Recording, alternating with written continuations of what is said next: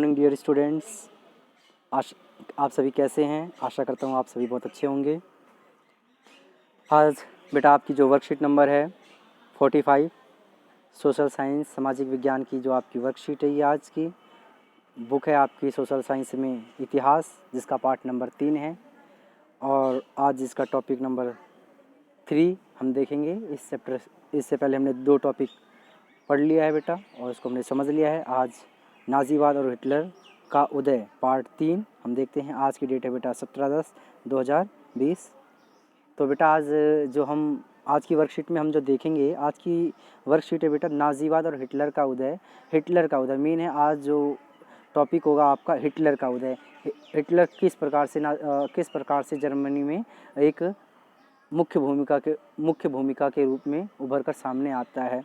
इससे पहले जो हमने बेटा वर्कशीट हमने पढ़ी, उसके अंदर हमने देखा कि जो प्रथम विश्व युद्ध हुआ, प्रथम विश्व युद्ध में जो केंद्रीय शक्तियाँ थी, अर्थात जो जर्मनी थी, उसकी क्या हो जाती है बेटा? हार होती है। आप सभी जानते हैं कि जर्मनी की हार हो जाती है। तो जो मित्र राष्ट्र थे, जिनमें ब्रिटेन, फ्रांस, रूस, अमेरिका, जो ये मित्र राष्ट्र थे, उन्होंने क्या किया? जर्मनी के ऊपर सख्त संधियाँ थोप दी और उनका अपमान भी किया गया।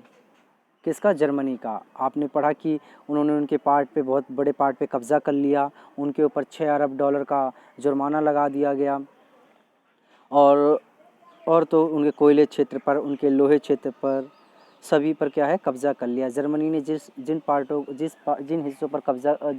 जीत रखा था, अर्थात जर्मनी के साम्राज्य पर क्या है? यूरोपियंस ने क्या कर लिया? कब्ज़ा कर लिया। और जो जर्मनी की प्रतिष्ठा थी, जो गौरव सम्मान था, वो सभी क्या है? एक प्रकार से प्रथम विश्व युद्ध में उसकी छीन गई। तो आज बेटा जो हम पढ़ेंगे इस टॉपिक में, हम देखेंगे उन्हीं सभी बातों से क्या है, उन जो अपमान हुआ है प्रथम विश्व युद्ध में, उसी से ही क्या है निकल कर क्या आता है? हिटलर आता है। हिटलर जो निकल कर आता है, हिटलर का जो उदय होता है वो प्रथम विश्व युद्ध के बाद ही होता है। चलिए बेटा हम देखते हैं क्या है हिटलर का उदय। हिटलर जर्मनी सेना में सिपाही था। तो ये बेटा हम सभी जानते हैं, जो हिटलर था वो जर्मनी सेना में क्या है? सिपाही था। प्रथम विश्व युद्ध में जर्मनी की पराजय और वर्साई की संधि ने उसे दुखी और आग बबूला कर दिया। जाहिर सी बात है बेटा, कोई सा भी देश होता, अगर हम एग्जाम्पल के हमारा भी देश होता और कोई देश हमारे ऊपर ऐसी सख्त संधियाँ, शर्तें थोप देता कि हम सेना नहीं रख सकते, और जो प्रथम विश्व युद्ध था उसका कारण भी जर्मनी पर ही लगा दिया गया, जिसके लिए उसके ऊपर बहुत भारी जुर्माना लगा दिया गया, उसके बहुत बड़े पार्ट पर कब्जा कर लिया गया, उनके लोगों को गुलाम बना लिया गया। तो इससे क्या हुआ? उससे कोई भी उस देश का जो नागरिक है, कोई भी दुखी हो सकता है और आग बबूला हो सकता है। अर्थात वो उसके मन में क्या है? बदले लेने की भावना उत्पन्न होगी, जागृत होगी। 1919 में उसने जर्मन वर्कर्स पार्टी की सदस्यता ली। तो बेटा देखिए, सबसे पहले हम ये जानेंगे कि जो हिटलर था वो एक क्या था? एक सैनिक था, एक सिपाही था। और आप सभी जानते हैं कि 1918 में प्रथम विश्व युद्ध समाप्त होता है, जर्मनी की हार हो जाती है।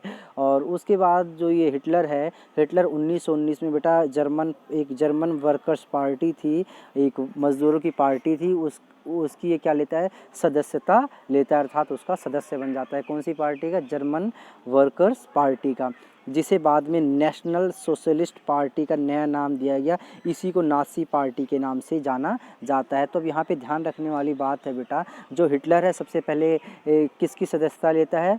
आप कहेंगे जर्मन वर्कर्स पार्टी। फिर बाद में बेटा उसका नाम बदल कर क्या कर दिया जाता है? नेशनल सोशलिस्ट पार्टी, अर्थात क्या है? राष्ट्रीय समाजवादी पार्टी। और फिर उसका आगे चलकर उसका नाम क्या बन जाता है बेटा? Nazi party. तो आपको ध्यान रखना है, हिटलर ने सबसे पहले सदस्यता जर्मन वर्कर्स पार्टी के लिए, उसका नाम फिर बाद में बेटा बदल कर नेशनल सोशलिस्ट पार्टी हो जाता है। और उसके बाद वही पार्टी ही क्या कहलाती है? वो पार्टी ही क्या कहलाती है बेटा? नाज़ी पार्टी कहलाती है। जिसका जिसका मुखिया कौन? हिटलर। आगे देखते हैं बेटा, अर्थव्यवस्था की बदहाली, राजनीतिक खालीपन और समाज में गहराते जा रहे संकट ने हिटलर को सत्ता में पहुंचाने का रास्ता साफ कर दिया। आप सभी जानते हैं कि बेटा जर्मनी की जब प्रथम विश्व युद्ध में हार हो जाती है तो जो उसकी आर्थिक स्थिति थी, अर्थव्यवस्था थी, वो बदहाल हो जाती है।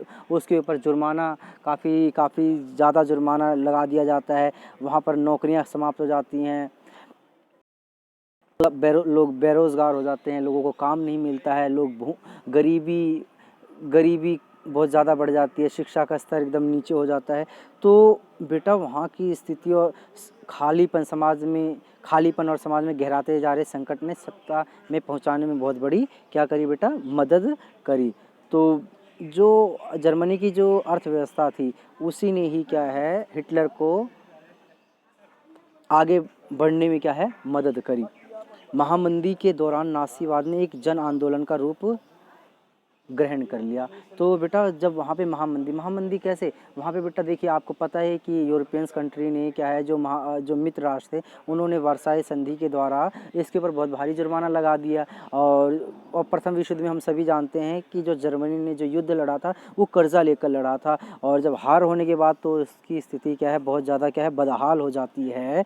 और महामंदी के दौरान नासीवाद ने एक जन आंदोलन का रूप ग्रहण कर लिया। अब जो वहाँ पे महामंदी का दौर था बेटा 1929 के आसपास का दौर था। उस समय क्या है वहाँ पर एक जन आंदोलन खड़ा हो जाता है। कहाँ पर? जर्मनी में। सन 1929 के बाद बैंक दिवालिया हो चुके थे, काम धंधे बंद होते जा रहे थे। बेटा 1929 का दौर एक ऐसा दौर था जो विश्व महामंदी का दौर कहलाता है। विश्व महामंदी का दौर क्या था? उस समय क्या है अधिकतर लोग बेरोजगार, विश्व के अंदर वर्ल्ड के अंदर ज़्यादातर लोग बेरोजगार, लोगों के काम धंधे समाप्त हो जाते हैं। राजनीतिक अस्थिरता थी और खालीपन, शिक्षा का स्तर भी नीचे था, लोगों को काम नहीं मिल पा रहा था। तो ऐसी बहुत सारी बातें थी। लोग क्या है बेरोज़गार होते जा रहे थे, मजदूर बेरोज़गार हो रहे थे और मध्यम वर्ग को लाचारी और भुखमरी का डर सता रहा था। तो जो 29 दौर था उस समय बेटा कैसा दौर था? काम धंधे बंद हो गए थे, मजदूर बेरोजगार हो चुके थे, मध्यम वर्ग को लाचारी क्यों? बेटा काम धंधे कुछ थे नहीं, रोजगार कुछ था नहीं, तो लाचारी सता रही थी, भुखमरी का डर था, लोग भूखे मर रहे थे, लोगों को भरपेट भोजन नहीं मिल पा रहा था। तो 1929 की स्थिति क्या है विश्व के अंदर एक बहुत बुरी स्थिति अर्थात महामंदी की स्थिति थी। महामंदी का दौर था 1929 का।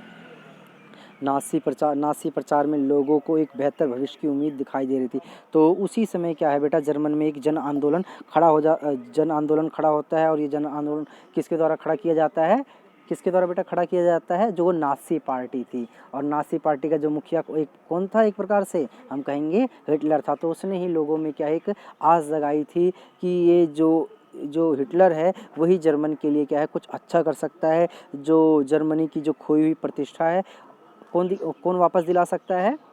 हिटलर ही वापस दिला सकता है। 1929 में नासी पार्टी को जर्मन संसद राइक्सटॉग के लिए चुनाव में महज 2.6% ही वोट मिले थे। तो बेटा हमने ये भी बात जानी थी जब 1918 में इसकी जर्मनी की हार हो जाती है तो मित्र राष्ट्रों द्वारा वहाँ पे क्या है संसद का निर्माण किया जाता है, अर्थात जर्मनी को लोकतांत्रिक देश घोषित कर दिया जाता है। और वहाँ पे जो राजा है वो अपना क्या है त्याग पत्र तो नहीं करेंगे, उसने अपना जो पद है उसने छोड़ दिया था, राजा का पद छोड़ दिया था। और वहाँ पर क्या है सरकार वोटों के माध्यम से सरकार चुनी जाती थी और वो सरकार ही क्या है देश का शासन चलाती थी।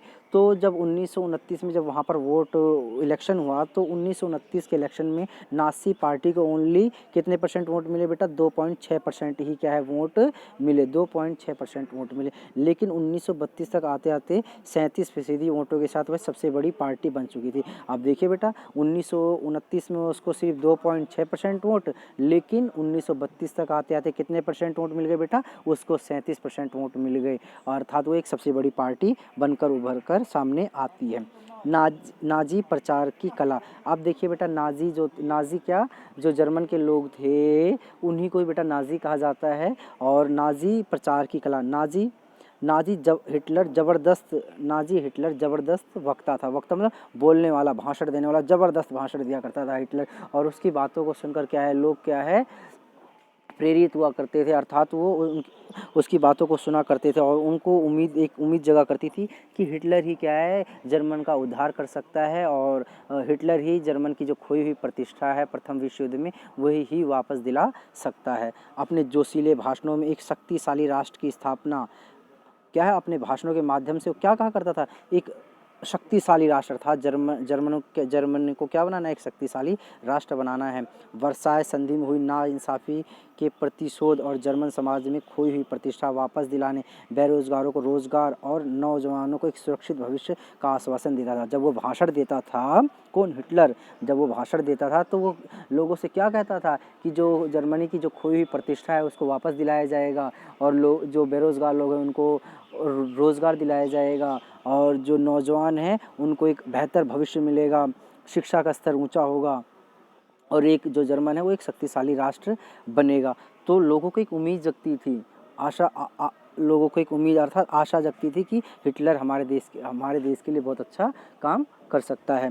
हिटलर ने राजनीति की एक नई शैली रची थी। वह लोगों को इकट्ठा करने के लिए आडंबर और प्रदर्शन की अहमियत समझता था। वह लोगों को इकट्ठा करता था जर्मन में और लोगों को प्रदर्शन के माध्यम से, भाषण के माध्यम से लोगों को जो उनके साथ अन्याय है वो अपने भाषण के माध्यम से लोगों को बताता था। लोगों में समर्थन दर्शाने और परस्पर एकता का भाव पैदा करने के लिए नासियों ने बड़ी बड़ी रैलियां और जनसभाएं आयोजित की। तो जो बेटा हिटलर था वह जर्मनी के लोगों को इकट्ठा करने और उन सभी लोगों में एकता की भावना पैदा करने के लिए वह बड़ी बड़ी रैलियां और जनसभाएं किया करता था। और देखिए क्या उसने वहाँ पर क्या किया, स्वास्तिक छपे लाल झंडे, वहाँ पर उसने क्या है उस देश के लिए क्या है जर्मनी के लिए एक लाल झंडा, जो बेटा जर्मनी का जो झंडा था वो क्या था, स्वास्तिक छपा, जैसे बेटा स्वास्तिक होता है ना बेटा हिंदू धर्म में,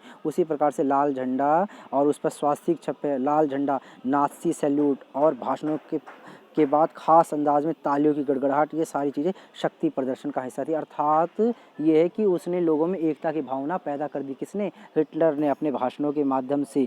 क्यों, क्योंकि जो उनके साथ अपमान हुआ था, जो खोई हुई प्रतिष्ठा थी, उन सबको क्या है वापस दिलाना था। और ये हिटलर तो अकेला कर नहीं सकता था, उसके साथ में क्या है वहाँ की जनता का उसके सहयोग की ज़रूरत थी, जनता को उसका सहयोग चाहिए था। और इसके लिए क्या है वो जनसभाएं करता, रैलियां करता, अपने भाषणों के माध्यम से लोगों को अपने प्रति आश्वस्त करता और लोगों में एकता की भावना पैदा करता। और ये सारी बातें ही क्या है उस जर्मनी को एक शक्तिशाली राष्ट्र बना सकती थी।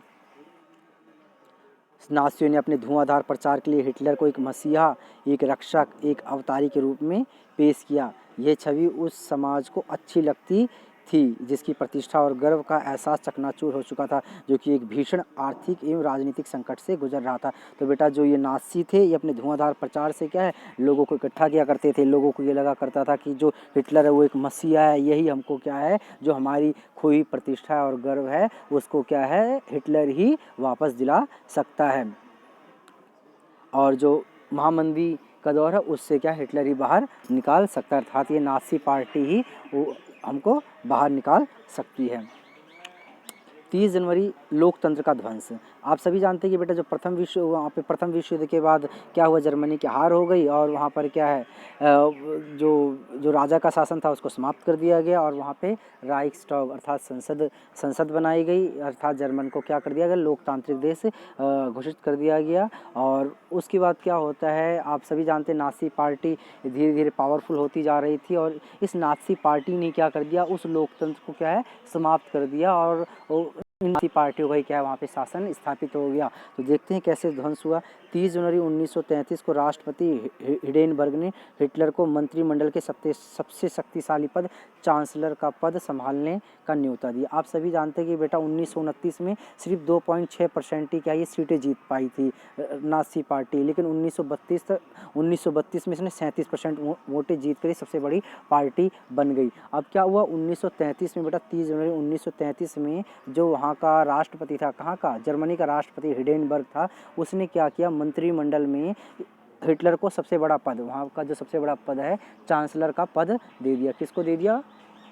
हिटलर को दे दिया। तब तक नाज़ी पार्टी रूढ़िवादियों को भी अपने उद्देश्यों से जोड़ चुकी थी। अब जो वहाँ के जो रूढ़िवादी लोग थे, रूढ़िवादी लोग बेटा कैसी एक विचारधारा है जो पुरानी परंपराओं पर क्या है, विश्वास रखती थी। तो जो नाज़ी पार्टी थी उसने रूढ़िवादियों को भी क्या है अपने पक्ष में कर लिया था।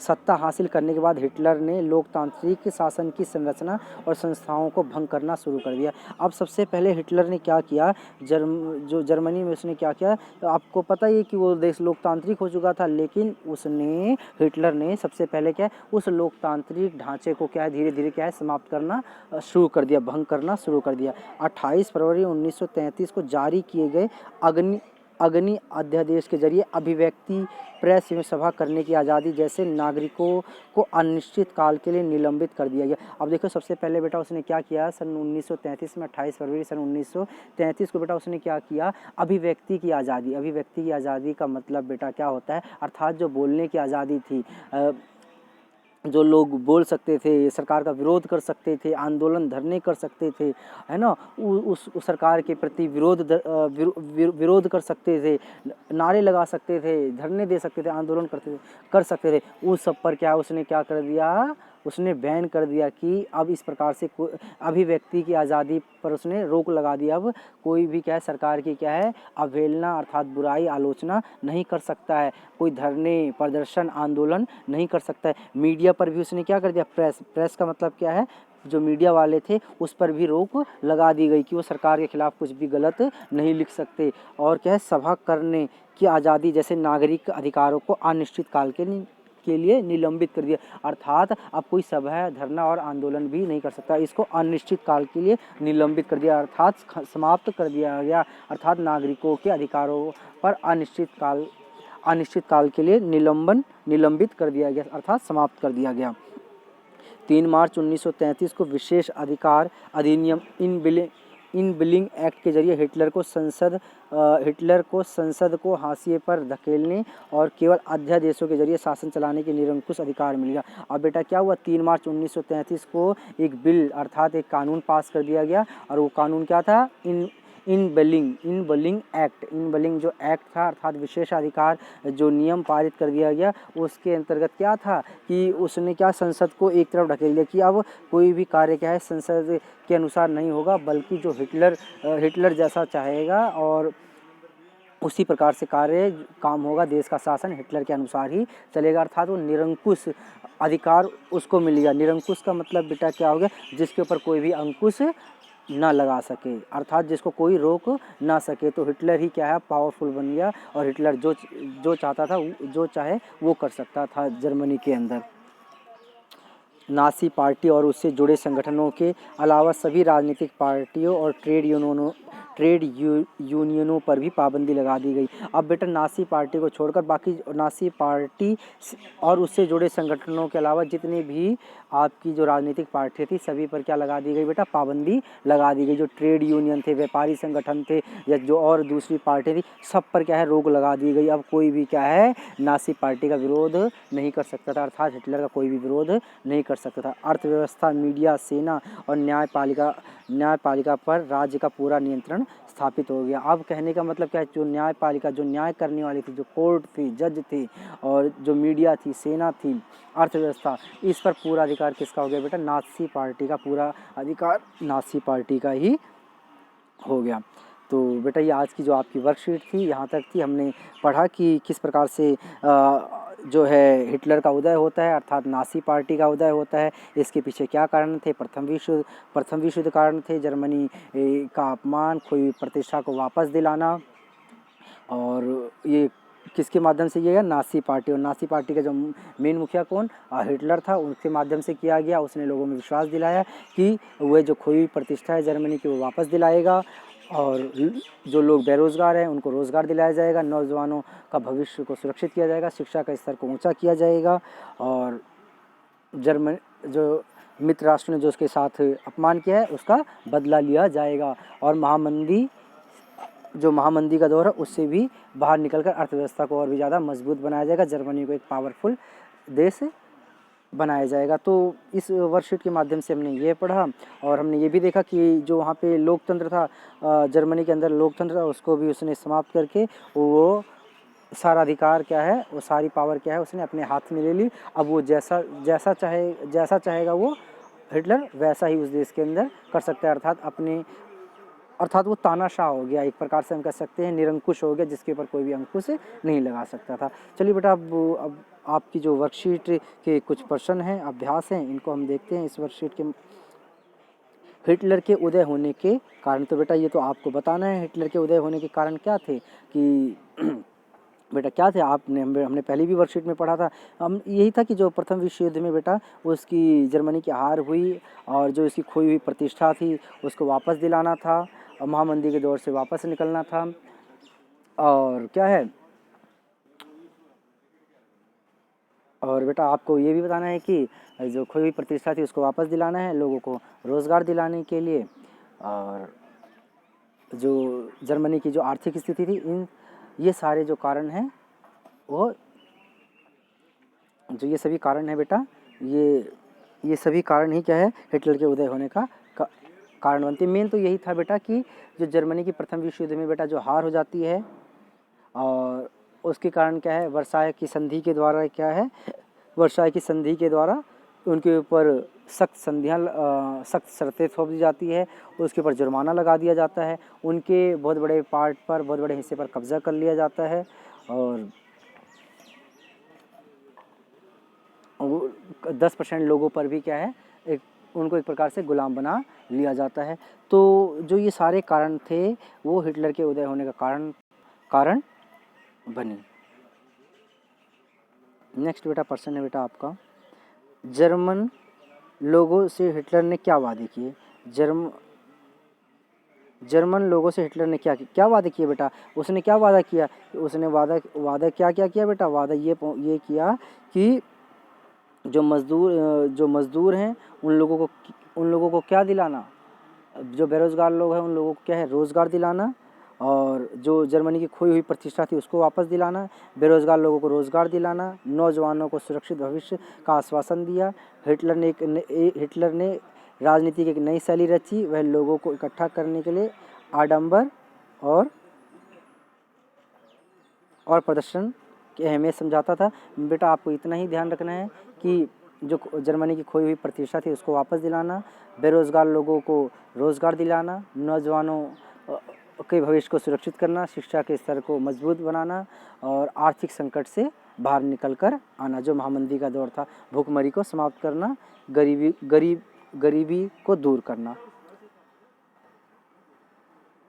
पूरे देश में नियंत्रण स्थापित करने के लिए हिटलर ने कौन कौन से कदम उठाए? बेटा पूरे देश में नियंत्रण स्थापित करने के लिए बेटा हिटलर ने कौन कौन से कदम उठाए? उसने क्या क्या कदम उठाए? उसने सबसे पहले क्या किया, वहाँ पे लोकतंत्र को क्या कर दिया गया बेटा? लोकतंत्र को क्या किया, उसने समाप्त कर दिया और वो चांसलर का पद उसको मिल गया। और साथ में उसने बेटा क्या किया, जो इनबिलिंग एक्ट पारित किया, अभिव्यक्ति की आज़ादी पर रोक लगा दी गई, प्रेस में सभा करने की आज़ादी पर रोक लगा दी गई, नागरिक अधिकारों को अनिश्चित काल के लिए निलंबित कर दिया गया, जो नासी पार्टी और जो उससे जुड़े संगठन थे और ट्रेड यूनियन थे सभी पर पाबंदी लगा दी गई, अर्थव्यवस्था, मीडिया और सेना और न्यायपालिका पर राज्य का पूरा नियंत्रण स्थापित हो गया। तो ये बेटा आपका प्रश्न नंबर 3 था कि पूरे देश में नियंत्रण स्थापित करने के लिए उसने कौन कौन से कदम उठाए। तो आप लिखेंगे अभिव्यक्ति की आज़ादी पर उसने रोक लगा दी, मीडिया पर रोक लगा दी, सभा करने, धरना प्रदर्शन करने पर उसने रोक लगा दी, और जो नासी पार्टी से जो जुड़े संगठन थे उन पर पाबंदी लगा दी, ट्रेड यूनियन पर भी पाबंदी लगा दी, और वो मीडिया, सेना, प्रशासन सब पर क्या है, किसका अधिकार हो गया, पूरा नियंत्रण किसका हो गया, हिटलर का ही हो गया। तो बेटा ये आपके प्रश्न नंबर 3 था। चौथा प्रश्न क्या है, क्या मीडिया पर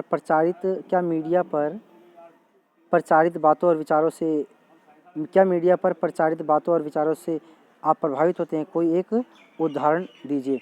क्या मीडिया पर प्रचारित बातों बेटा बिल्कुल, मीडिया एक ऐसा माध्यम है जिसको हम कह सकते हैं लोकतंत्र का एक ये चौथा स्तंभ है। मीडिया ही क्या करती है बेटा, जो सरकार की जो गलत नीतियाँ हैं, कानून हैं, वो लोगों को बताती है, या देश में कोई ऐसी घटना घटती है वो सर्वप्रथम क्या है, समाचार क्या है, मीडिया के माध्यम से ही लोगों के पास पहुंचता है। किसी भी देश में कोई घटना होती है उसकी भी जानकारी क्या है, हमको मीडिया के माध्यम से ही सर्वप्रथम हमको प्राप्त होती है। ये वो अखबार के माध्यम से भी हो सकती है और हमको न्यूज़ के माध्यम से भी, अर्थात वीडियो न्यूज़ के माध्यम से भी प्राप्त हो सकती है। तो अब उदाहरण के लिए बेटा आप देख सकते हैं कि जैसे कि हम कोरोना बीमारी को ही लें। कोरोना जो बीमारी, जो कोरोना है, महामारी है, ये हम सभी जानते हैं ये चीन से ही निकल कर आया। तो इसकी सर्वप्रथम जानकारी हमको किसके माध्यम से प्राप्त हुई? मीडिया के माध्यम से हम सभी को जानकारी मिली। किसके माध्यम से?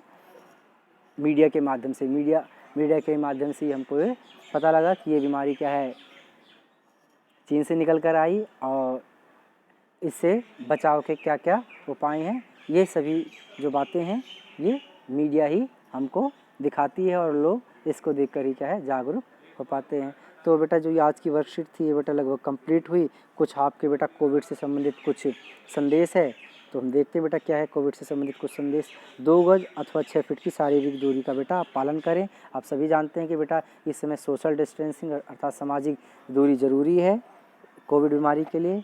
आप घर में रहें, सुरक्षित रहें, समय समय पर अपने हाथ को साबुन से धोते रहें, सैनिटाइज़ करते रहें। घर से बाहर निकलें तो मास्क लगा कर निकलें। बेटा धन्यवाद। आज की जो ये वर्कशीट थी आपकी कंप्लीट हुई। आप सभी इस वर्कशीट को बेटा आप ग्रुप अपनी कॉपी में लिखकर ग्रुप पर सभी सेंड करें। धन्यवाद बेटा।